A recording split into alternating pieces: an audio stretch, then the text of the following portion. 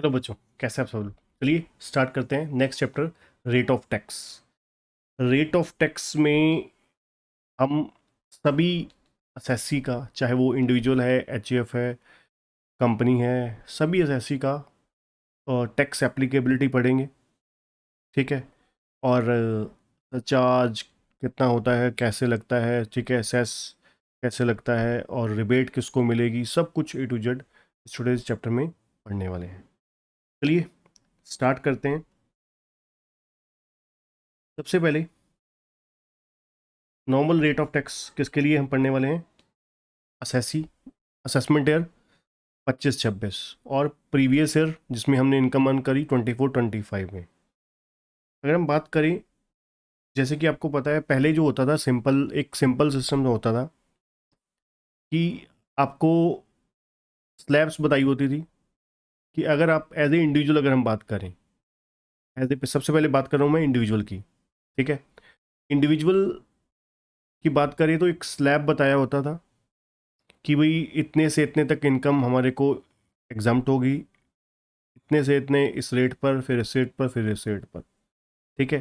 तो कोई ऑप्शन नहीं होती थी, कोई चॉइस नहीं होती थी। ठीक है।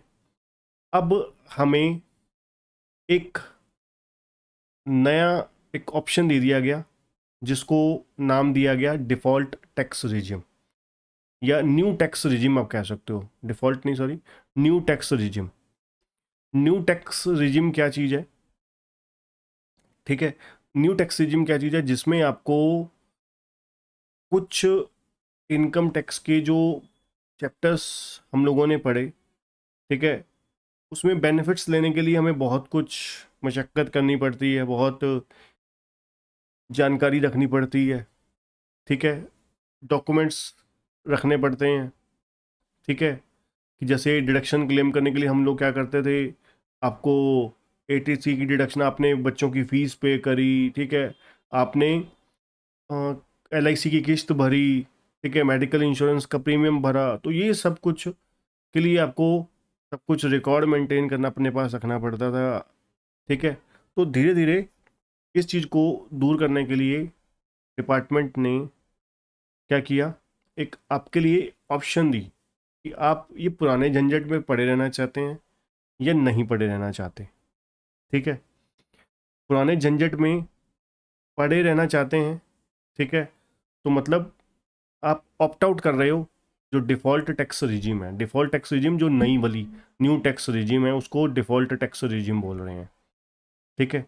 डिफ़ॉल्ट टैक्स रिजीम कौन सी? नई वाली को डिफ़ॉल्ट टैक्स रिजीम बोल रहे हैं, जिसमें आपको किसी तरीके की कोई डिडक्शन, मैं आपको पूरा एक लेक्चर जो होगा इसी इसी चैप्टर में, एक स्पेशली डेडिकेटेड लेक्चर होगा इसी चीज़ के ऊपर होगा, कि जिनमें मैं आपको बताऊंगा कि हर चैप्टर के साथ चैप्टर वाइज कि ये जैसे कि सेल 5 हेड आपने चैप्टर पढ़े, आपने डिडक्शन पढ़ा, सेट ऑफ कैरी फॉरवर्ड पढ़ा, सभी के रिलेटेड मैं आपको एक एक टॉपिक बताता, हर टॉपिक बताता जाऊंगा कि इस चैप्टर में ये आपने पढ़ा था, तो ये बेनिफिट आपको नहीं मिलने वाले। ठीक है। ये बेनिफिट आपको नहीं मिलने वाले हैं। ठीक है। तो कहने का मतलब कुल मिला के क्या है, आपके पास दो ऑप्शन हो गई, एक नई टैक्स रिजिम हो गई, एक नई टैक्स स्कीम हो गई, एक पुरानी वाली हो गई। ठीक है। पुरानी वाली अगर आप ले रहे हो तो वो ऑप्ट आउट वाली ऑप्शन हो गई। ठीक है। जिसमें आपको कुछ नहीं करना, सिंपल जैसे चलता था पहले ही चलता रहेगा। ठीक है। जो बेनिफिट्स वगैरह मिलते थे मिलते रहेंगे। ठीक है। आपको डिडक्शनें वगैरह मिलती रहेंगी और आपको पुराने तरीके से ही ऑप्शन चलेंगी। ठीक है। तो पहले हम बात करेंगे सिंपल, मतलब कि आपने ऑप्ट आउट कर लिया है, ठीक है, ओल्ड टैक्स रिजिम के बारे में। तो चलिए शुरू करेंगे। सबसे पहला, individual, HUF, AOP, BOI, artificial judicial person. ठीक है। अगर इनकी इनकम, इंडिविजुअल को तो एप्लीकेबल है ही है, AOP, BOI, HUF, artificial judicial person, 0 से 2.5 लाख रुपए तक टैक्स एग्जाम्प्ट हो जाएगा, मतलब इनकम इनकी एग्जाम्प्ट हो जाएगी, टैक्स निल हो जाएगा। 2.5 लाख से 5 लाख की रेंज की जो इनकम होगी उसके ऊपर 5% टैक्स लगेगा। 5 लाख 1 रुपये से लेकर 10 लाख के ऊपर 20%, और 10 लाख से ऊपर जितनी भी इनकम होगी उसके ऊपर 30%। मतलब कुल मिला के 4 रेट हो गए, 5, 20, 30। पहले 10, 20, 30 होता था, उसको 10 को 5 कर दिया गया, ठीक है। तो 5%, 20% और 30% हो गया। पहली आपको बेसिक एग्जाम्शन कितनी होगी, जिसको बेसिक एग्जाम्शन बोलते हैं, ठीक है। जैसे कि आपने 2025 का फाइनेंस एक्ट जो आया होगा, अगर आप थोड़ा सा अपडेट रहते हैं, ठीक है, तो आपने सुना होगा कि भाई जो हमारी 2025 फाइनेंस एक्ट में बताया गया कि 12 लाख रुपए तक आपकी इनकम एग्जाम्ट है। ये आपके लिए एप्लीकेबल नहीं है, ठीक है। जो बच्चे 2025 में एग्ज़ाम दे रहे हैं उनके लिए एप्लीकेबल नहीं है ना। तो ये जो 25 फाइनेंस एक्ट है वो 26 एग्ज़ाम के लिए होता है, 2026 एग्ज़ाम्स के लिए होगा। अब देखिए वहाँ पर उन्होंने क्या बोला कि 12 लाख रुपए तक टैक्स माफ़ है, ठीक है। फिर उन्होंने स्लैब रेट भी बता दिए कि इतने 2.5 लाख रुपए तक इतना लगेगा, 2.5 से इतना इतना लगेगा, है ना। तो ये भी बता दिए। तो जो आम जनता है वो कंफ्यूज हो जाती है कि यार ये एक तरफ कह रहे हैं कि 12 लाख रुपए तक टैक्स नहीं देना, दूसरी तरफ कह रहे हैं कि भाई 5%, इतने परसेंट, ठीक है। तो इसके पीछे भी एक पेंच होता है, वो पेंच क्या है, रिबेट, वो हम आगे पढ़ेंगे, ठीक है। चलिए बात करते हैं सिंपली। 2.5 लाख रुपए तक इनकम अगर आपकी है तो वो एग्जाम्प्ट है, ठीक है। 2.5 से 5, 5%, 5 से 10, 20%, 10 से ज़्यादा 30%।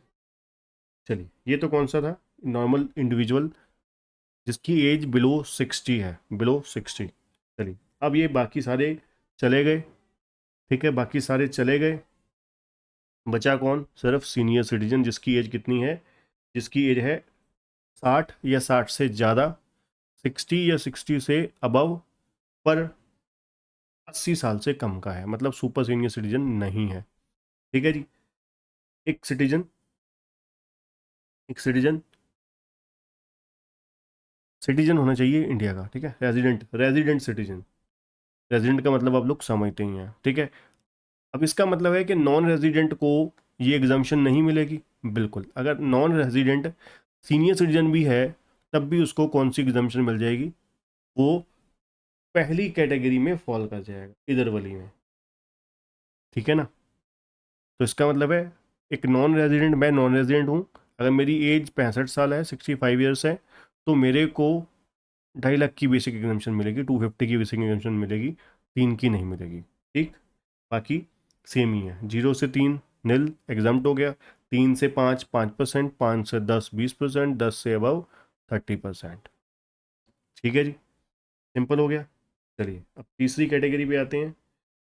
तीसरी में क्या है, यहाँ पर resident super senior citizen. Super senior citizen कौन होता है, जिसकी एज 80, 80 या 80 ईयर्स से अबव है, 80 या 80 ईयर प्लस है, तो उनको फ्लैट 5 लाख रुपए तक की इनकम एग्जाम्प्ट रहने वाली है, उनको 5 लाख रुपए तक की बेसिक एग्जाम्शन रहने वाली है, ठीक है।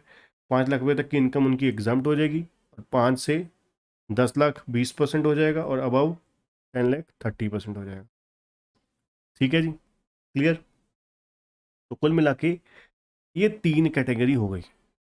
कौन कौन सी, पहली इंडिविजुअल जिनकी एज 60 साल से कम है, या non resident individual, non resident individual, या एच या एओपी, बीओआई या आर्टिफिशियल जुडिशियल पर्सन, इनको जीरो जीरो से लेकर 2.5 लाख रुपए तक, मतलब 2.5 लाख रुपए तक, सिंपल अगर मैं आसान भाषा में देखो, इनकम टैक्स को मैं आपको पहले भी बहुत बारी बोल चुका हूँ, सिंपल लैंग्वेज में जितना समझ के चलोगे उतना आपके लिए याद रखना, ठीक है, उसको पढ़ना और उसको पेपर तक याद रखना आसान रहेगा।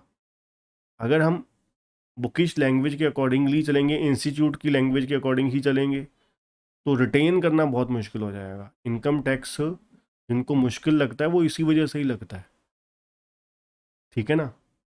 तो इसलिए यहाँ पर जितना सिंप्लीफाई करके समझने की कोशिश करोगे, ठीक है ना, तो हम लोग प्रोफेशनल कोर्स कर रहे हैं, तो इसका मतलब आप समझो ना लॉजिक, कि हम लोग खुद अगर पहले चीज़ों को सिंपलीफाई वे में समझेंगे तभी तो किसको समझा पाएंगे।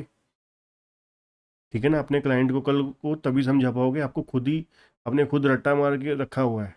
ठीक है, तो इसलिए कोई भी चीज़ है, लॉ की प्रोविज़न है, उसको सिंपलीफाइड वे में समझो, अंडरस्टैंड करो। ठीक है, देन उसका इम्प्लीमेंटेशन देखना कितनी इजीली हो जाएगा। तो इसलिए बिल्कुल सिंपल है। इंडिविजुअल या non resident individual, H U F, A O P, B O I, artificial judicial person, अगर इनकम इनकी 2.5 लाख रुपये से ज़्यादा नहीं है तो सारी एग्जाम्प्ट हो जाएगी।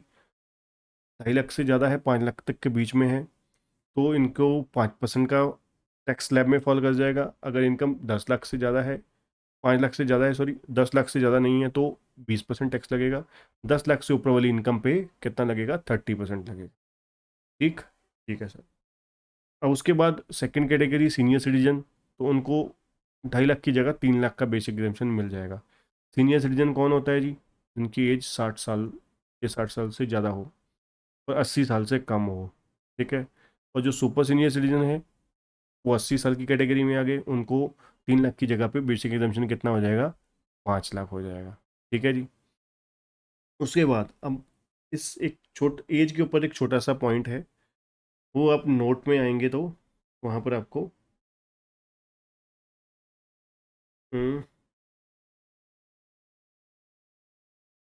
चलिए मैं बता देता हूँ आपको ऐसे ही, कि अगर मान लीजिए आपकी जो एज है 60 ईयर, अगर आपकी जो एज है 60 ईयर, वो 1 अप्रैल को हो रही है, जैसे हमारा प्रीवियस ईयर कौन सा है? 24-25। ठीक है, अगर आपकी एज 1/4/2025 को 60 ईयर्स की हो रही है, ठीक है, अगर आपकी एज 1/4/2025 को 60 ईयर्स की हो रही है, होनी तो कब तक चाहिए थी? होनी आपकी चाहिए थी 31 मार्च 2025 तक चाहिए थी, बट आपको तो एक दिन एक्स्ट्रा, एक दिन बाद जाके 60 साल पूरे हो रहे हैं। ठीक है, तो इसमें क्या सॉल्यूशन है? डिपार्टमेंट ने आपको कंसेशन, काइंड ऑफ कह सकते हो आप, कंसेशन दे दिया, बर्थडे गिफ्ट दे दिया, कि आपको मान लिया जाएगा डीम टू बी, आप सीनियर सिटीजन लेट कर लिए जाओगे। मान लिया जाएगा कि आप 1 अप्रैल नहीं, 31 मार्च को ही सीनियर सिटीजन हो गए हो। ठीक है जी, आपको आपका बर्थडे गिफ्ट मिल जाएगा डिपार्टमेंट की तरफ से। समझे? अगर आप 1 अप्रैल असेसमेंट ईयर के फर्स्ट ईयर में ही, फर्स्ट डे में, सॉरी, असेसमेंट ईयर के फर्स्ट डे में ही अगर आप अपने 60 साल या 80वां साल पूरा कर रहे हो, ठीक है, तो आपको मान लिया जाएगा, पिछले प्रीवियस ईयर में ही मान लिया जाएगा कि आप क्या हो, सीनियर सिटीजन हो या सुपर सीनियर सिटीजन हो। ठीक है। हाँ, अगर आप कहो कि भाई 2 अप्रैल को या 4 अप्रैल को, ठीक है, आप सीनियर सिटीजन या सुपर सीनियर सिटीजन बन रहे हो, तो फिर उस केस में नहीं चलेगा, उस केस में नहीं होएगा। ठीक है जी। चलिए, ये चलते हैं आगे अब। पार्टनरशिप और पार्टनरशिप फर्म और एलएलपी के केस में स्लैब बेनिफिट नहीं होता। यहाँ पे फ्लैट आपका 30% टैक्स लगता है, जितनी भी इनकम होगी उसके ऊपर 30% टैक्स लगेगा। ठीक है जी, उसके ऊपर 30% फ्लैट टैक्स लगेगा। क्लियर है? चलिए आगे चलते हैं। कंपनीज के केस में, डोमेस्टिक कंपनीज के केस में भी कोई स्लैब रेट नहीं होता। ठीक है, तो डोमेस्टिक कंपनी के केस में भी आपको फ्लैट 30% टैक्स लगेगा। ठीक है, अब कंपनी के केस में बहुत सारी कैटेगरीज होती हैं, वो हम बात करते हैं। चलिए पहले तो, ठीक है, पहले डोमेस्टिक कंपनी की बात करते हैं।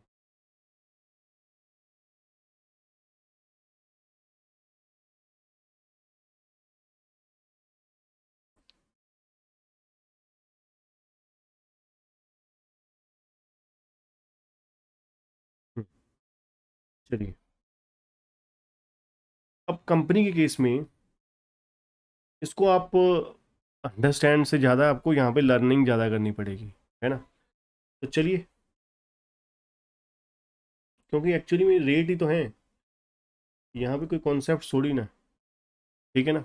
इनकम टैक्स में अब सैलरी चैप्टर आपने किया, ठीक है, सैलरी चैप्टर में आपने क्या देखा, वहाँ पे 60-70% लर्निंग थी, 30% कॉन्सेप्ट से, है ना। पीजीबी में आप कह सकते हो 60-70% लॉजिक कॉन्सेप्ट से, ठीक है, 30% लर्निंग थी, ठीक है ना। तो इनकम टैक्स एक्चुअली में मिक्स टाइप का है, यहाँ पे आप कॉन्सेप्ट्स और लर्निंग आप कह सकते हो इस दोनों का कम्बिनेशन है। चलिए, रेट ऑफ टैक्स पहला फर्स्ट आ जाता है हमारा, फर्स्ट कैटेगरी 25% की, 25% की किसको है, इफ़ द टोटल टर्नओवर और ग्रॉस रिसीट, ध्यान से सुनिएगा और याद करिएगा, इफ ग्रॉस रिसीट और total turnover in the previous year 22-23, जी हाँ 22-23 प्रीवियस ईयर में 400 करोड़ से ज़्यादा नहीं होनी चाहिए, डज नॉट एक्सीड्स 400 करोड़, ठीक है जी, डज नॉट एक्सीड 400 करोड़। अगर आपकी टर्नओवर या ग्रॉस रिसीट जो है प्रीवियस ईयर 22-23 में 400 करोड़ से ज़्यादा नहीं है, 400 करोड़ से ज़्यादा नहीं है, तो फिर आपको इस साल 25% टैक्स एप्लीकेबल हो जाएगा, ठीक है जी, 25% टैक्स रेट एप्लीकेबल हो जाएगा, ठीक है जी, क्लियर है सर। चलते हैं दूसरी कैटेगरी पे, 25 के बाद 22%, निचली कैटेगरी आ गई 22%। In case of domestic company exercising option under section 115 B double A, 22% of total income. अगर एक कंपनी 115 बी डबल ए की जो ऑप्शन है वो चूज कर लेती है टैक्स पेमेंट के लिए, 115 बी डबल ए की सेक्शन चूज कर लेती है, तो फिर हमें रेट ऑफ टैक्स कितना होगा, 22%, ठीक है। अब आपको इतना ज़्यादा डिटेल में जाने की जरूरत नहीं है, 115 बी डबल ए में असेसमेंट होती है, वो आपको पता है, असेसमेंट ऑफ कंपनी हमारे सिलेबस में है नहीं, ठीक है, असेसमेंट ऑफ कंपनी हमारे सिलेबस में है नहीं, तो इसलिए यहाँ पर इतना ही याद रखने की ज़रूरत है, ठीक है। तो डोमेस्टिक कंपनी जिसने ऑप्शन एक्सरसाइज की है 115 बी डबल ए, तो उसको 22% टैक्स देना है, 22%, ठीक है। चलिए, अब तीसरी कैटेगरी आ जाती है हमारी 15%, पहले 25, फिर 22, अब आ गई 15, 15 थोड़ी सी वीआईपी कैटेगरी की हो गई। इन case of domestic manufacturing company, ठीक है, डोमेस्टिक कंपनी है प्लस मैन्युफैक्चरिंग कंपनी है, इन्होंने सेटअप और रजिस्टर करवाया है ऑन और आफ्टर 1 अक्टूबर 2019, ठीक है जी, डोमेस्टिक मैन्युफैक्चरिंग कंपनी है, इन्होंने बिजनेस सेटअप और रजिस्टर किया है ऑन और आफ्टर 1 अक्टूबर 2019, और कमेंस की है मैन्युफैक्चरिंग ऑफ आर्टिकल और थिंग बिफोर 31 मार्च 2024, ठीक है जी। तो मतलब देखा जाए, इन्होंने 1 अप्रैल 2019 से लेकर 31 मार्च 2024 के इन बिटवीन, इस पीरियड के दौरान मैन्युफैक्चरिंग सेटअप करी है और यहाँ पर मैन्युफैक्चरिंग करना शुरू कर दिया है, ठीक है जी। कंपनी सेटअप हुई, रजिस्टर हुई और मैन्युफैक्चरिंग शुरू कर दी है, ठीक है, इस पीरियड के दौरान, ठीक है ना।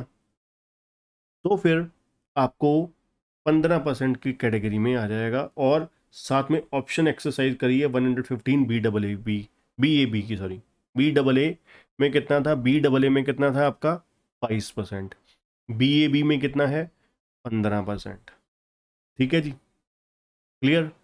तो कुल मिला के 3 कैटेगरी होगी, और चौथी इसके अलावा कोई कैटेगरी, इसके अलावा जो बची कंपनियां, उनको सीधा ही 30% आ जाएगा।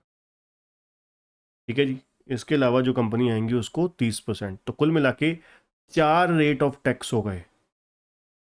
सबसे ऊपर 25, फिर 22, फिर 15, फिर 30, या फिर उल्टा बोल लीजिए 30, 25, 22, 15। ठीक है जी। अब सबसे पहले 25% किसको है? एक डोमेस्टिक कंपनी जिसकी जो टर्नओवर है, ये ग्रॉस रिसीट है प्रीवियस ईयर 22-23 में 400 करोड़ से ज़्यादा नहीं है, उसको कितना लगेगा टैक्स? 25%। दूसरा 22%, 22% किसको होगा? एक कंपनी जिसने ऑप्शन ऑप्ट करी है 115 BAA की, उसको 22% लगेगा। तीसरा 15% टैक्स रेट आ जाएगा। वो कौन सी कंपनी को? एक मैन्युफैक्चरिंग कंपनी है जिसने बिजनेस सेटअप किया है, ठीक है, मैन्युफैक्चरिंग शुरू करी है, ऑन और आफ्टर मैन्युफैक्चरिंग बिजनेस सेटअप किया है और रजिस्टर हुआ है ऑन और आफ्टर 1 अक्टूबर 2019, और जो मैन्युफैक्चरिंग है वो कमेंस कर ली है 31 मार्च 2024 तक। ठीक है, बिफोर 31 मार्च 2024। तो उसको, और उसने 115 BAB का ऑप्शन ऑप्ट कर लिया है, तो उसको कितना टैक्स रेट लगेगा? 15%। और इसके अलावा जो भी कंपनियां बच रही हैं तो उनको 30% लगेगा। ठीक है जी। चलिए, अब नोट भी है आपके लिए। Domestic company can opt for 115 BAB और BAA और BAB as the case may be subject to the condition. The total income of such companies would be computed without giving effect to the deduction under section 10 AA, 32 AD, 33 AB। ठीक है, तो ये सब benefit के बिना आपको मिलेगा। ठीक है, तो कुल मिला के ये डोमेस्टिक कंपनी के लिए स्पेशल रेट हो गए। ठीक है, कौन कौन से? ये आपके सारे स्पेशल रेट हो गए, 15, 22, 25, और नॉर्मल रेट 30%। ठीक है जी। चलिए, ये हो गया जी डोमेस्टिक कंपनी का टैक्स। अब आते हैं फॉरेन कंपनी के ऊपर। फॉरेन कंपनी के ऊपर टैक्स कैसे लगेगा? फॉरेन कंपनी के ऊपर नॉर्मली 50% है, और रॉयल्टी और एक अदर केस में 35%। नॉर्मल केस में 50% है, और अदर केस, एक स्पेसिफिक केस में 35% है। स्पेसिफिक केस क्या है, चलिए पढ़ लेते हैं। Royalty and fee for technical services receive from the government. अगर एक फॉरेन कंपनी ने रॉयल्टी रिसीव करी है गवर्नमेंट से या किसी इंडियन कंसर्न से, इन pursuance of an agreement approved by the central government, CG central government. Agreement जो है वो अप्रूव किसने किया? सेंट्रल गवर्नमेंट ने। ठीक है, made by the company with the government और इंडियन कंसर्न बिटवीन। अब ये एग्रीमेंट कब हुआ? 1/4/1961 एंड 31 मार्च 1967।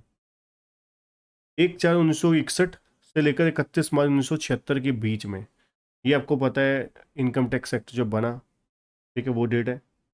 ठीक है, और इन केस ऑफ रॉयल्टी, रॉयल्टी के केस में इस कंसर्न से इस डेट के बीच में 1 मार्च 1964 से लेकर 31 मार्च, ठीक है, 1976। ठीक है, ये था, सॉरी, रॉयल्टी के लिए ये डेट थी। ठीक है, और जो फी फॉर टेक्निकल सर्विसेज है उस केस में ये डेट्स हैं। ठीक है, तो ये हमारा हो गया स्पेशल फॉरेन कंपनी के लिए जो स्पेशल रेट 35% था उसके लिए। आगे चलते हैं। लोकल अथॉरिटी, लोकल अथॉरिटी के ऊपर फ्लैट जितनी भी इनकम होती है उनका 30% टैक्स लगता है। ठीक है, और कोऑपरेटिव सोसाइटी के लिए एग्जाम्पशन लिमिट नहीं है कुछ। ठीक है, 0 से 10,000 रुपये तक 10% टैक्स रेट है, 10,000 से 20,000 के ऊपर 20% है, 20,000 से ऊपर जितनी भी इनकम होगी उसके ऊपर 30% टैक्स लगेगा। क्लियर? ठीक है जी। तो कुल मिला के अभी तक हमने क्या क्या पढ़ा? पहला, इंडिविजुअल। पहले सिर्फ और सिर्फ इंडिविजुअल की बात करते हैं।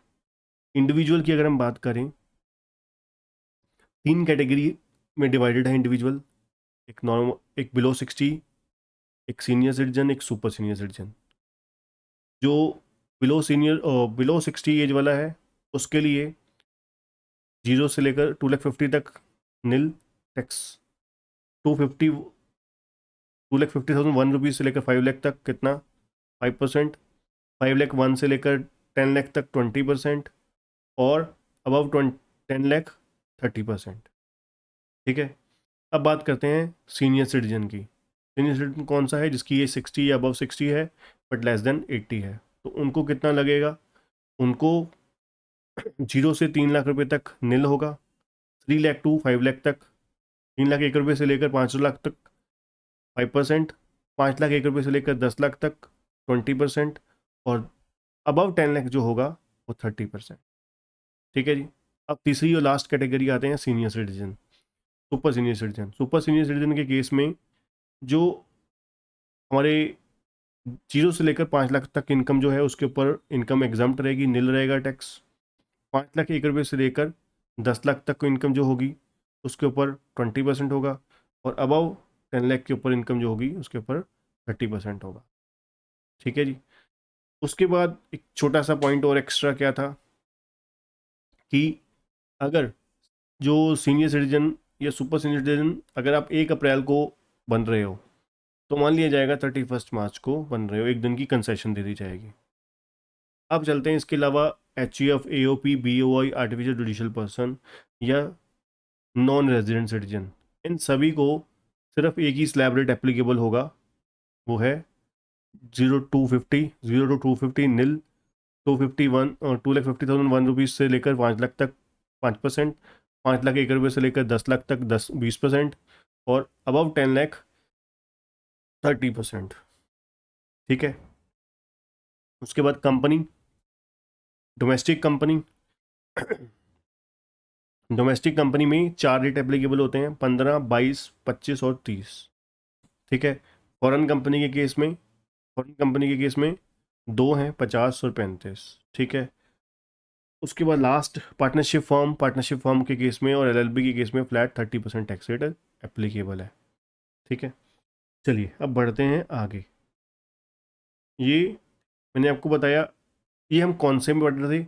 एक SSC जिसने ऑप्ट आउट करी है डिफ़ॉल्ट टैक्स रिजिम, मतलब जो रेगुलर टैक्स रिजिम है इसको रेगुलर टैक्स रिजिम बोल सकते हो।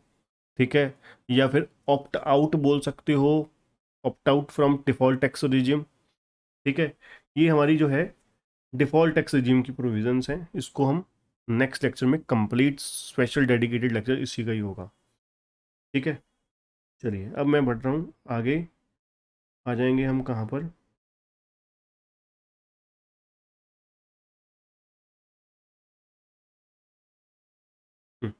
रिबेट के ऊपर, पेज नंबर 5 के ऊपर आ जाइए। नहीं,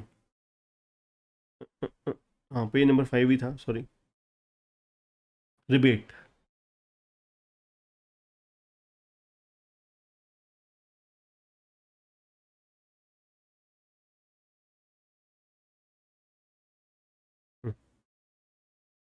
8 नंबर पेज पे, 8 नहीं, 6 नंबर पेज पे। रिबेट भी 2 बंदों को मिलेगी ना अलग अलग। एक जो पर्सन ऑप्ट कर रहे हैं, जो डिफ़ॉल्ट टैक्स रिजीम है। ठीक है। मतलब न्यू टैक्स स्कीम के लो अगर सिंपलीफाई करना चाहते हो तो। एक वो जो ऑप्ट आउट कर रहे हैं और एक जो ले रहे हैं, डिफ़ॉल्ट टैक्स रिजीम को ऑप्ट कर रहे हैं। ठीक है। अब हम पहले तो हम कौन सा कर रहे हैं? जिसने ऑप्ट आउट कर ली, मतलब जो रेगुलर या नॉर्मल या, ठीक है, जो ओल्ड टैक्स रिजिम थी उसको ऑप्ट कर रहे हैं। तो हम बात कर रहे हैं पुरानी वाली। ठीक है ना। तो सबसे पहले हम बात करेंगे rebate to the resident individual paying tax under optional tax regime. मतलब जो नॉर्मल प्रोविज़न जो होती थी हम पढ़ते आए हैं, ठीक है ना, सदियों से पढ़ते आ रहे हैं, 1961 से लेकर अभी तक, वो वाली की बात हो रही है। ठीक है। तो मतलब जिस इंडिविजुअल ने ऑप्ट आउट करी है, ऑप्ट आउट, ठीक है, मतलब वो झमेले में नहीं पड़ना चाहता कि ये मिलेगा ये नहीं मिलेगा, ठीक है, तो वो अपना पंगेबाजी से वो दूर रह के सिंपल चलना चाहता है, ठीक है। तो उसके लिए क्या प्रोविज़न है, चलिए जानते हैं। रिबेट अंडर सेक्शन 87 ए, 87 ए की रिबेट है। ये रिबेट क्या होती है, पहली बात तो होती क्या है रिबेट।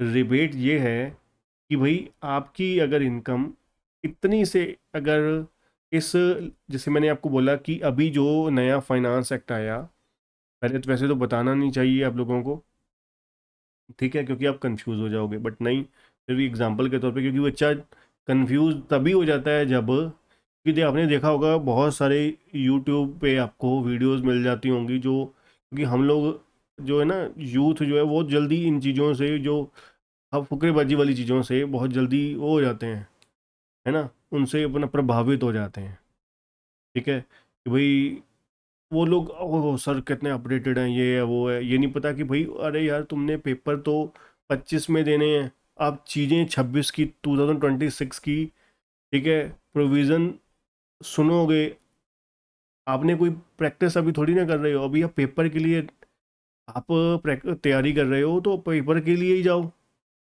मान लीजिए आप फेल हो गए तो उस नॉलेज को क्या करोगे, आपको 25 की नॉलेज भी है, 25 की नॉलेज भी लेके बैठे हो, उसका पेपर दे रहे हो, 26 की भी नॉलेज आपने वहाँ पे पेपर में जाके खिचड़ी पका दी, गंद पा दिया, ठीक है, 25 और 26 की प्रोविज़न का, है ना, तो होना क्या चाहिए, हमारे को 26 की चीज़ इग्नोर कर देनी चाहिए।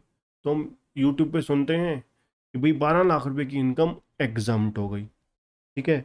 अब आपने तो ये प्रोविज़न अभी पढ़ी कि सर ने तो ये पढ़ाया, ठीक है, एक तरफ बोल रहे हैं 2.5 लाख रुपए तक की इनकम एग्जाम्प्ट है, ठीक है, जब एक तरफ 2.5 लाख बोल रहे हैं, एक तरफ 12 लाख बोल रहे हैं, ये क्या है, तो क्या होता है, आपको रिबेट दे दी जाती है कि आप टैक्स वैसे ही चलेगा, जितना भी टैक्स बनेगा 12 लाख रुपए तक, जैसे हम यहाँ पर क्या पढ़ रहे हैं, अगर एक एसएससी जिसकी इनकम 5 लाख से ज़्यादा नहीं है, ठीक है, 5 लाख से ज़्यादा नहीं है, तो उसको टैक्स नहीं देना पड़ेगा, मतलब उसको रिबेट मिल जाएगी, कितनी, 12,500 रुपये की।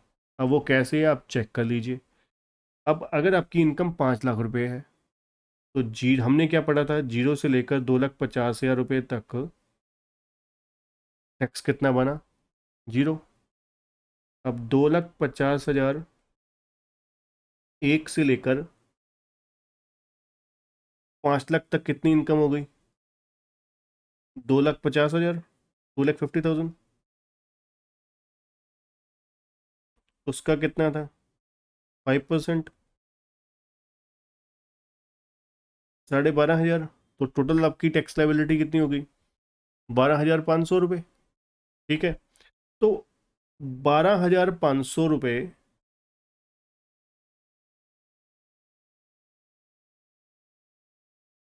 आपकी टैक्स ग्रॉस, अभी अभी सेस नहीं ऐड किया हमने, टैक्स लाइबिलिटी कितनी बनी, 12,500 रुपये, ठीक है। तो 12,500 रुपये,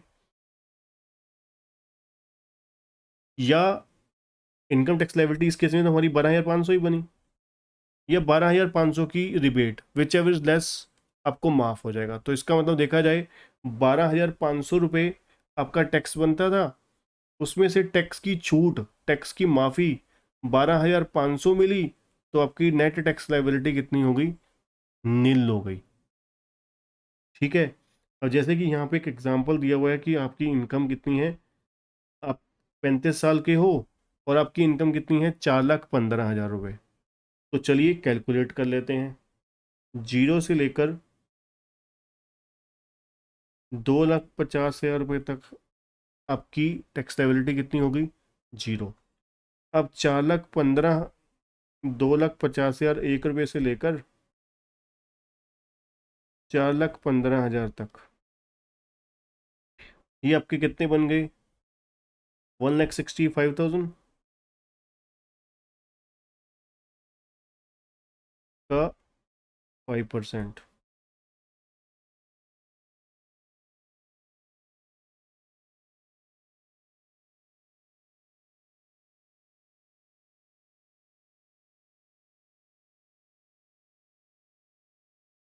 ये आपका हो गया 8250।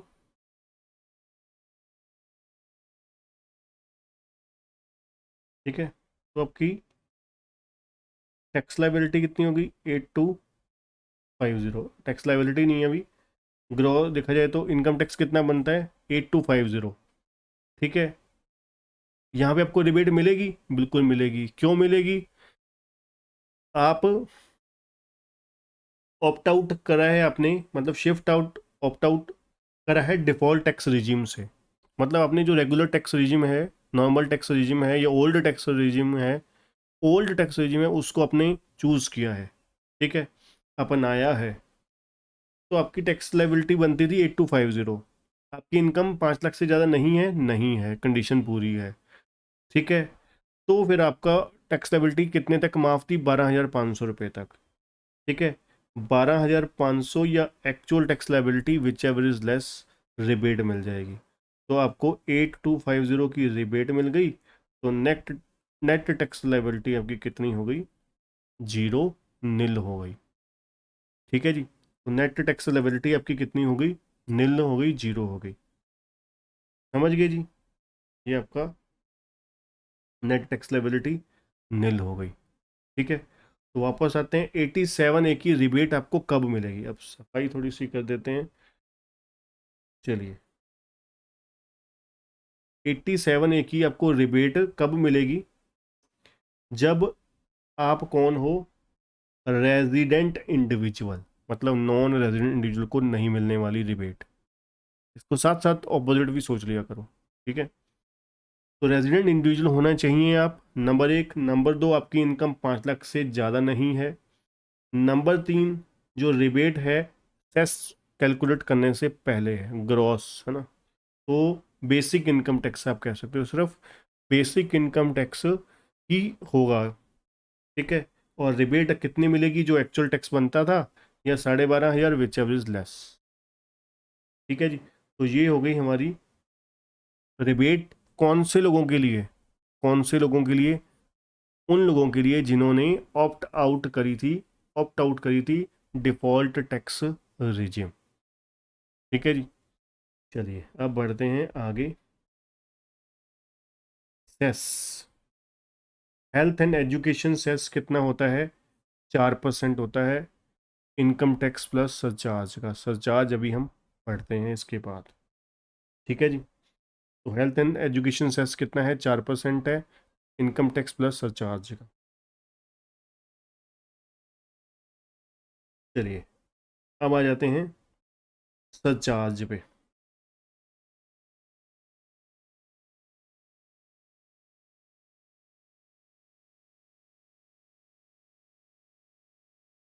सरचार्ज इन लोगों के लिए जिन्होंने शिफ्ट आउट कर लिया है डिफॉल्ट टैक्स रिजिम से। ठीक है, मतलब ये कौन से लोग हैं? जो सरचार्ज ऑन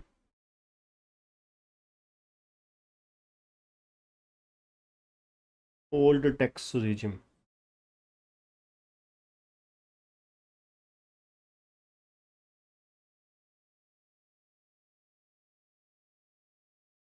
जिन्होंने पुरानी टैक्स रिजिम को ऑप्ट किया। ठीक है जी, उन लोगों के लिए है ये। चलिए फिर बात करते हैं। सबसे पहले नंबर एक, 10% सरचार्ज कब होगा?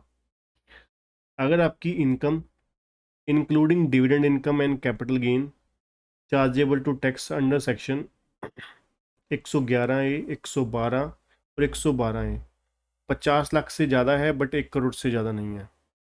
ठीक है जी, अगर आपकी इनकम कितने से ज़्यादा है? 50 लाख से ज़्यादा है, 1 करोड़ से ज़्यादा नहीं है। ठीक है जी, 50 लाख से ज़्यादा है, 1 करोड़ से ज़्यादा नहीं है, डज नॉट एक्सीड 1 करोड़, तो फिर आपको 10% सरचार्ज देना पड़ेगा। ठीक है जी, इसमें आपकी डिविडेंड इनकम भी इंक्लूड हो जाएगी, कैपिटल गेन भी इंक्लूड हो जाएगा, शॉर्ट टर्म लॉन्ग टर्म सारे रगड़ रही 111 ये आपको पता है शॉर्ट टर्म होता है, 112 भी लॉन्ग टर्म होता है, 112 ये भी। ठीक है, तो डिविडेंड इनकम प्लस 111 ए की इनकम, कैपिटल गेन 112 ए का और 112 का कैपिटल गेन भी आ जाएगा इसमें, तो इन सबको मिला के आपकी इनकम कितने से ज़्यादा नहीं है, 1 करोड़ से ज़्यादा नहीं है, पर 50 लाख से ज़्यादा है, मतलब 50 लाख तक है तो सरचार्ज नहीं लगेगा। ठीक है, तो ज़्यादा नहीं कमाना, ज़्यादा नहीं कमाना, सरकार टैक्स ले लेगी। ठीक है जी।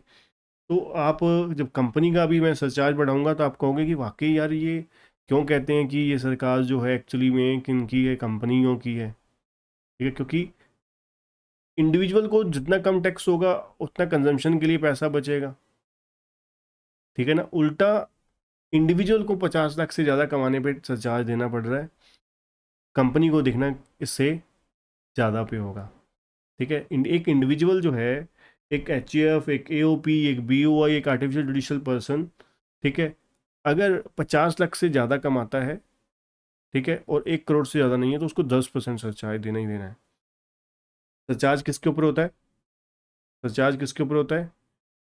इनकम टैक्स के ऊपर, बेसिक इनकम टैक्स के ऊपर टैक्स है। मतलब आपका इनकम टैक्स 60 लाख का आपकी इनकम थी, ठीक है, 60 लाख की इनकम के ऊपर जितना भी आपका टैक्स बना उसके ऊपर 10% सरचार्ज बन गया। ठीक है, तो पहली कैटेगरी होगी। अब चलते हैं दूसरी कैटेगरी पे।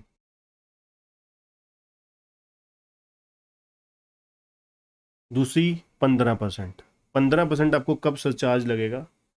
अगर आपकी सेम सारा कुछ सेम रहेगा, सिर्फ सिर्फ और सिर्फ वैल्यूज चेंज होती जाएंगी। ठीक है, तो पहली में कितना था? 50 लाख से ज़्यादा डज नॉट एक्सीड 100 लाख। ठीक है, तो मैं आसान तरीके से सिंप्लीफाइड लैंग्वेज में लिख देता हूँ। दूसरा, दूसरे में क्या हुआ? 15% कब लगेगा? अगर आपकी इनकम 100 लाख से ज़्यादा है, बट 200 लाख से ज़्यादा नहीं है, 2 करोड़ से ज़्यादा नहीं है। ठीक है, वही including dividend income and capital gain under section 111A, 112, 112A। ठीक है, तो ये हो गया 25%, 15%। तीसरा 25%। 25% में क्या हो गया? अब चीज़ ध्यान रखिएगा, 25% कब लगेगा? अगर आपकी इनकम कितने से ज़्यादा है? 200 लाख से मतलब 2 करोड़ से ज़्यादा है, बट 500 लाख से मतलब 5 करोड़ से ज़्यादा नहीं है। तो फिर आपको तो फिर आपको 25% टैक्स देना पड़ेगा, सरचार्ज, सॉरी, 25% सरचार्ज देना पड़ेगा। अब इसमें एक्सक्लूड है, अब इसमें एक्सक्लूड है डिविडेंड इनकम और कैपिटल गेन। ठीक है, डिविडेंड इनकम और कैपिटल गेन। अब फिर आप सोचोगे कि भाई डिविडेंड और कैपिटल गेन के ऊपर कितना फिर सरचार्ज देना पड़ेगा? डिविडेंड और कैपिटल गेन की जो वैल्यू होगी उसके ऊपर सरचार्ज आपको 15% से ज़्यादा नहीं लगने वाला। समझ गए? अगर आपका, मान लीजिए, डिविडेंड और कैपिटल गेन को छोड़कर इनकम है आपकी, सपोज कीजिए 2.5 करोड़ रुपए, 3 करोड़ लगा लीजिए। ठीक है, 3 करोड़ रुपए आपकी इनकम है। ठीक है, और 1 करोड़ रुपए आपका क्या है? 1 करोड़ रुपए आपका क्या है? कैपिटल गेन है। ठीक है, तो आपको ये मान के चलिए, जो कैपिटल गेन होगा 111A वाला, 112 वाला, 112A वाला, उसके ऊपर आपको 15% सरचार्ज देना है। उसकी इनकम के ऊपर, जो 1 करोड़ की इनकम है उसके ऊपर इनकम टैक्स जो बना, देन फिर सरचार्ज 15% लगेगा। और बाकी जो इनकम बची 3 करोड़ की, उसके ऊपर कितना सरचार्ज देना है? 25%। ठीक है, चलिए, चौथी कैटेगरी है वेरी डेंजरस, 37%। ठीक है, अब 37% वाली कैटेगरी में कौन सा आ गया? Where total income exceed 5 crore, तो सीधा ही 37% लगेगा। अब इसमें भी भाई एक्सक्लूड हो जाएगा आपका डिविडेंड इनकम और कैपिटल गेन। ठीक है, तो फिर आपको कितना लगेगा? 37% लगेगा। 37% सरचार्ज लग जाएगा। फिर वही जो कैपिटल गेन है और डिविडेंड इनकम है, उन दोनों के ऊपर 15% से ज़्यादा सरचार्ज नहीं लगेगा। ठीक है, तो कुल मिला के कितनी कैटेगरी हो गई सरचार्ज की? 10, 15, 25 और 37। 10, 15, 25, 37। 10% सरचार्ज, या सरचार्ज आप बोल सकते हो कब लगेगा? अगर एक individual H F A O P B O I artificial judicial person, इनकी अगर इनकम 50 लाख से ज़्यादा है, 1 करोड़ से ज़्यादा नहीं है, तो फिर 10% सरचार्ज लगेगा। इसमें कौन सी इनकम भी इंक्लूड है? डिविडेंड और कैपिटल गेन दोनों। फिर 15%, 15% में क्या है? 1 करोड़ से ज़्यादा है इनकम, बट 2 करोड़ से ज़्यादा नहीं है, इसमें इंक्लूड हो जाएगी डिविडेंड इनकम भी, कैपिटल गेन भी। ठीक है, तो कितना सरचार्ज लगेगा? 15%। अब आते हैं 25% पे। अगर आपकी इनकम 2 करोड़ से ज़्यादा है, 5 करोड़ से ज़्यादा नहीं है, बट इसमें कौन सी इनकम नहीं है? डिविडेंड और डिविडेंड इनकम और कैपिटल गेन। ठीक है, तो डिविडेंड और कैपिटल गेन को एक्सक्लूड करके हम जो है इनकम वो देखेंगे, उसके ऊपर 25% सरचार्ज लगाएंगे, इनकम टैक्स के ऊपर 25% सरचार्ज लगाएंगे। और डिविडेंड और कैपिटल गेन की इनकम के ऊपर सरचार्ज कितना लगेगा? 15% लगेगा। ठीक है, उसके ऊपर 15% लगेगा। अब बाकी और लास्ट बचा 37%। 37% सरचार्ज किस पे लगेगा? 37% लगेगा अगर आपकी इनकम जो है वो 5 करोड़ से ज़्यादा है। अब ये जो 5 करोड़ से ज़्यादा वाली इनकम, मान लीजिए 6 करोड़ इनकम हुई, इसमें डिविडेंड इनकम नहीं आएगी, और कौन सा नहीं आएगा? कैपिटल गेन भी नहीं आएगा। ठीक है, डिविडेंड इनकम नहीं आएगी और कैपिटल गेन भी नहीं आएगा। इन दोनों को एक्सक्लूड करके अगर इनकम 5 लाख से ज़्यादा है, 5 करोड़ से ज़्यादा है, तो फिर 37% सरचार्ज हो जाएगा। डिविडेंड इनकम और कैपिटल गेन के ऊपर कितना आएगा सरचार्ज? 15% आएगा। ठीक है, तो ये हो गया सरचार्ज। कौन से एसएससी के ऊपर? जिसने ऑप्ट आउट किया है डिफॉल्ट टैक्स रिजिम से। ठीक है जी, ये बताया हुआ है आपको, एग्जाम्पल देख लेना।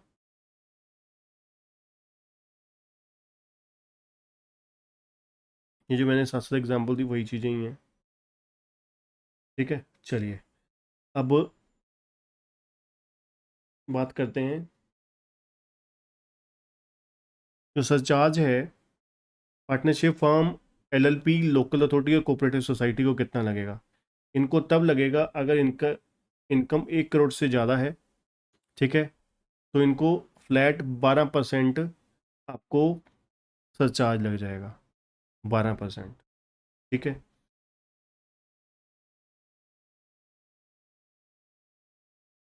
कोऑपरेटिव सोसाइटी, चलिए इसमें अमेंडमेंट थी। ठीक है, लास्ट ईयर में, तो इसमें से शायद आपको क्वेश्चन भी बन सकता है।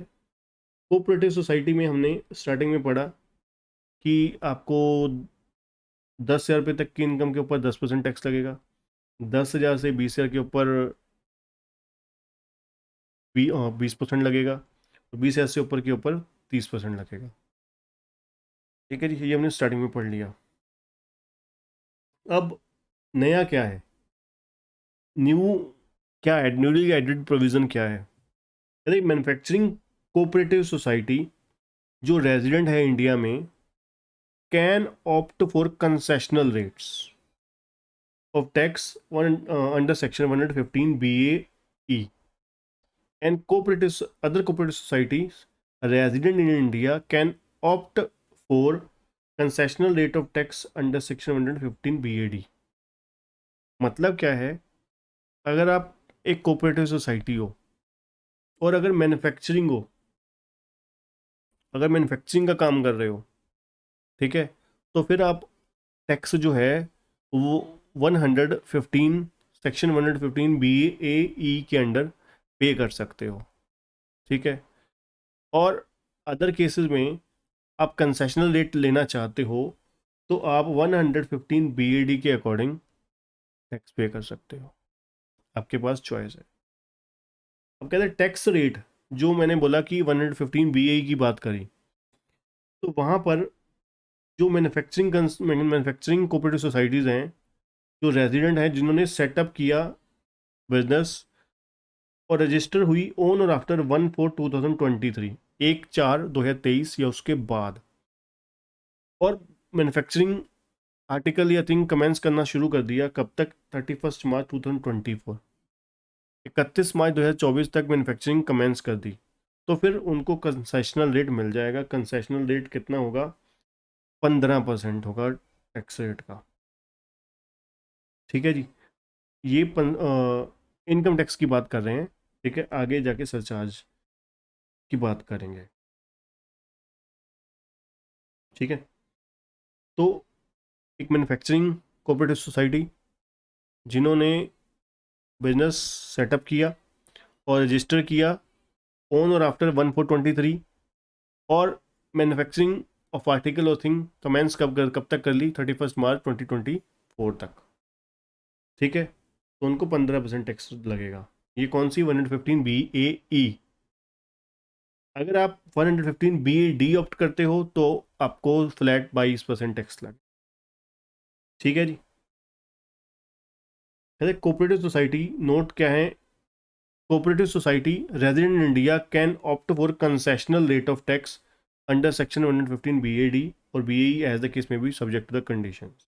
अब ये आपको बेनिफिट लेने के लिए ये डिडक्शन को क्या करना पड़ेगा? Total income of such cooperative society would be computed without giving. मतलब आप देखो ना, सिंपल सी बात है, डिपार्टमेंट इधर से कान पकड़ेगी या इधर से पकड़ेगी, उन्होंने घर पूरा कर ही लेना है।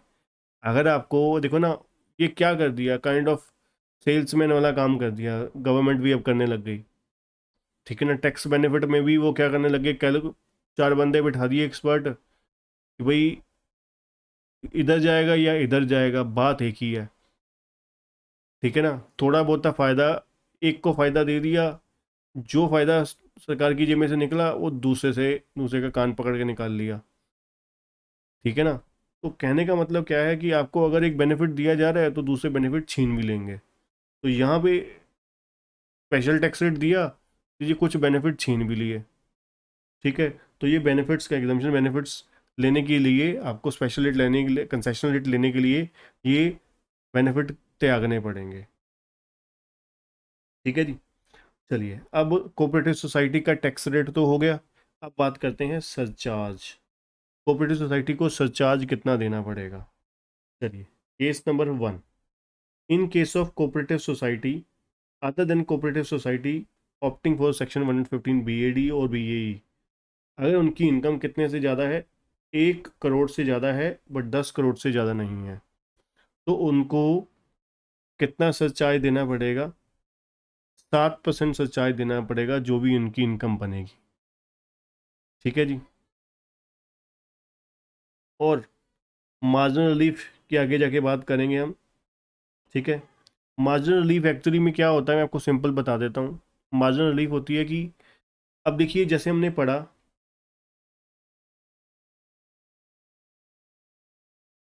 एक असेसी की इनकम अगर 50 लाख से ज़्यादा है और 100 लाख से ज़्यादा नहीं है, ठीक है, तो उसको 10% सरचार्ज देना पड़ेगा। ठीक है, अब मान लीजिए किसी बंदे की इनकम कितनी हो गई? 51 लाख हो गई। ठीक है, वो बेचारा फंस गया, वो तो गगन बड़ा महंगा बढ़ गया।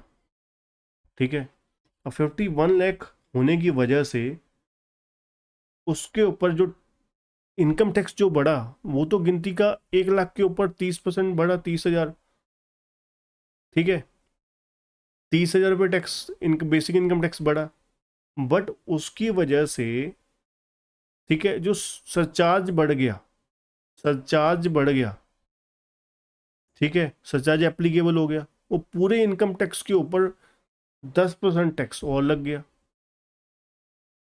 ठीक है, 1 लाख इनकम बढ़ी, उसके ऊपर सरकार ने, गवर्नमेंट ने 30% टैक्स जो लेना था वो तो ले ही लिया। ठीक है, अब बेचारे के पास बचा कितना देखा जाए तो 70,000 रुपये बचा। इस 70,000 के चक्कर में सरचार्ज भी गल पड़ गया। ठीक है जी, सरचार्ज भी उसके गले में आन पड़ा, तो उसकी जो इनकम टैक्स लायबिलिटी है इनकम बढ़ने से ज़्यादा बढ़ गई। ठीक है, अब मान लीजिए एग्जांपल के तौर पे, ये मैं आगे जाके कैलकुलेट करके दिखाऊंगा। उसकी पहले बन रही थी इनकम टैक्स लायबिलिटी 50 लाख पे 6 लाख रुपए, और इधर बढ़ गई उसकी 7,20,000 रुपये, टैक्स लायबिलिटी बन गई। तो इनकम बढ़ी उसका 1 लाख रुपये, टैक्स लायबिलिटी बढ़ गई 1,20,000 रुपये। ठीक है, तो इस जो मार्जिन होता है, डिफरेंस होता है, उसको सरकार द्वारा रिलीफ दे दी जाती है, that is called margin relief. ठीक है, उसको बोला जाता है मार्जिन रिलीफ। ठीक है जी, चलिए पहले हमने पढ़ा कि अगर एक कोऑपरेटिव सोसाइटी है जिसकी इनकम 1 करोड़ से ज़्यादा है बट 10 करोड़ से ज़्यादा नहीं है, तो उसे 7% सरचार्ज देना पड़ेगा। और अगर 10 करोड़ से ज़्यादा है, ठीक है, तो उसे कितना सरचार्ज देना पड़ेगा? 12% सरचार्ज देना पड़ेगा। ठीक है, 12%। और इनके जो ऑप्शन में ऑप्ट कर रही है, कौन से वाला था? अदर देन, दोनों में जिन्होंने ऑप्ट नहीं किया 115 बीएडी और बीएई। अब जो वीएपी कैटेगरी है 115 बीएडी और बीएई वाले लोग हैं, उनको कितना होगा? उनको फ्लैट 10% सरचार्ज देना है बस, दैट्स इट। ठीक है, उनको 10% सरचार्ज देना है। ठीक है जी, चलिए अब बात करते हैं। अभी तक हमने बात करी individual, HUF, AOP, BOI, artificial judicial person. इनके इनकम टैक्स भी हो गया, इनका सरचार्ज भी हो गया, इनका रिबेट भी हो गया, इनका सेस भी हो गया। कंपनी, कोऑपरेटिव सोसाइटी का भी हो गया, पार्टनरशिप फर्म का भी हो गया। अब लास्ट बचा कंपनी। कंपनी के केस में हमने टैक्स रेट पढ़ा 15, 22, 25 और 30। ठीक है, यही था डोमेस्टिक कंपनी के केस में। फॉरेन कंपनी के केस में 50 और 35, 50 एंड 35। अब बात करते हैं डोमेस्टिक कंपनी के केस में surcharge.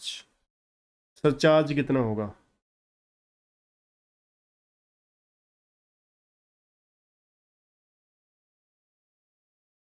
In case domestic company, other than domestic company opting for section 115 BOD और बी डबल ए और बीएबी, उनको अगर इनकम 1 करोड़ से ज़्यादा है, 10 करोड़ से ज़्यादा नहीं है, तो फिर उनको कितना टैक्स देना पड़ेगा? सरचार्ज सॉरी देना पड़ेगा 7%। जैसे मैंने आपको बोला था ना, कि भाई इंडिविजुअल को तो बेचारे को 50 लाख रुपए इनकम से ज़्यादा कमाया उसने, तो उसको सरचार्ज लगा दिया। ठीक है, कितना? 10%। एक कंपनी जो हजारों करोड़ों रुपए ऐसे ही खर्च कर देती है, उनका इतना बजट है, ठीक है, जिसने इतना कुछ इन्वेस्टमेंट आ रहा है लोगों से, कम अलग अलग जगह से, ठीक है, तो उसको वो सिर्फ 7% सरचार्ज लगाया रहे हैं, वो भी कब? 1 करोड़ से ज़्यादा पे। 1 करोड़ से ज़्यादा अगर कमाती है तो उसे सरचार्ज 7%। ठीक है ना, तो उल्टा ही काम हो रहा है। पहले इस गवर्नमेंट से पहले जो उल्टा था, उसका बिल्कुल ही उल्टा कर रहे हैं ये लोग। ठीक है ना, कि अगर आप अगर एक कंपनी, डोमेस्टिक कंपनी 1 करोड़ से ज़्यादा कमाती है और 10 करोड़ से ज़्यादा नहीं कमाती, तो उसको 7% सिर्फ सरचार्ज देना है। ठीक है, और ऑप्ट नहीं किया उसने 115 बी डबल ए और बी ए बी। चलिए दूसरी, अगर उसकी इनकम 1 करोड़ और 10 करोड़ से बाद आगे आगे बढ़े, अगर 10 करोड़ से ज़्यादा है, तो फिर उसको कितना देना पड़ेगा सरचार्ज? 12%। मतलब देखा जाए, दो कैटेगरी हो गई आपको, 7% और 12% नॉर्मल के लिए। 7% सरचार्ज कब लगेगा? अगर आपकी इनकम, कंपनी की, डोमेस्टिक कंपनी की इनकम जिसने 115 बी और बी डबल ए ऑप्ट नहीं किया, तो उसको 7% या 12% दो रेट सरचार्ज के लगेंगे। 7% कब लगेगा? अगर इनकम 1 करोड़ से ज़्यादा है, 10 करोड़ से ज़्यादा नहीं है, और 10 करोड़ से ज़्यादा है तो 12%। आगे चलते हैं, जिन्होंने ऑप्ट किया 115 बी या बी डबल ए, तो फिर उनको फ्लैट 10% लगेगा सरचार्ज, जितनी भी इनकम बनती होगी। ठीक है, ये कौन से केस में हो गया? डोमेस्टिक कंपनी के केस में 7, 12। और देखा जाए तो जो स्पेशल केसेस था, ठीक है, स्पेशल जिनको कंसेशनल रेट टैक्स मिल रहा है उनको 10% ही हुआ, कोऑपरेटिव सोसाइटी के केस में भी और कंपनीज के केस में भी। सही हो गया। अब आगे चलते हैं फॉरेन कंपनी के केस में। फॉरेन कंपनी के केस में हमने टैक्स रेट कितना पढ़ा? टैक्स रेट पढ़ा हमने, कितना पढ़ा था? 50% और 35%। अब सरचार्ज और फॉर डोमेस्टिक कंपनी के केस में टैक्स रेट कितना पड़ा था? डोमेस्टिक कंपनी के केस में हमने टैक्स रेट पढ़ा था 7% सरचार्ज और 12%। ठीक है, यहाँ पर और वैल्यू क्या था? 1 करोड़ से ज़्यादा, 10 करोड़ से ज़्यादा नहीं, और मोर देन 10 करोड़। यहाँ पर भी वही है, 1 करोड़ से ज़्यादा नहीं है इनकम, और 10 करोड़ से, 1 करोड़ से ज़्यादा है, 10 करोड़ से ज़्यादा नहीं है। Income more than 10 crore, 1 crore है, और डज नॉट एक्सीड 10 करोड़ है, तो फिर कितना होगा? वहाँ पर कितना था डोमेस्टिक कंपनी के केस में? 7%। यहाँ पे कितना कर दिया कम करके? यहाँ पे आपको कम करके कर दिया 2%। तो 7 से 2% हो गया, और 12 से 5% हो गया। तो फॉरेन कंपनी को बेनिफिट दिया जा रहा है सरचार्ज के केस में। ठीक है, फॉरेन कंपनी को बेनिफिट दिया जा रहा है। तो कुल मिला के देखा जाए डोमेस्टिक कंपनी के केस में सरचार्ज के रेट 7 और 12 हुए, ये डोमेस्टिक कंपनी डीसी, और एफसी के केस में 2 और 5। ठीक है,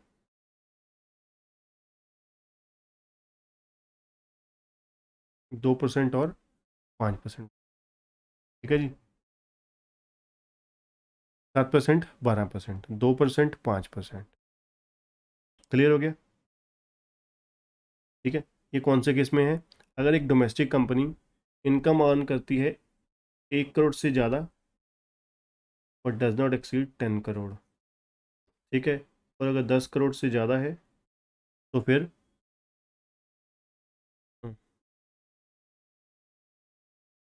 12% लगेगा, और फॉरेन कंपनी को 5% लगेगा। ठीक है,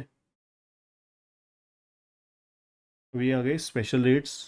पहले हम नेक्स्ट लेक्चर में हम लोग, अब रह गया सिर्फ और सिर्फ डिफ़ॉल्ट टैक्स रिजीम वाला। ठीक है, फिर स्पेशल टैक्स रेट। ठीक है, तो पहले नेक्स्ट लेक्चर में हम लोग सारा का सारा, पूरा का पूरा एक स्पेशल डेडिकेटेड लेक्चर जो होगा वो किसके लिए होगा? डिफ़ॉल्ट टैक्स रिजीम के ऊपर। ठीक है।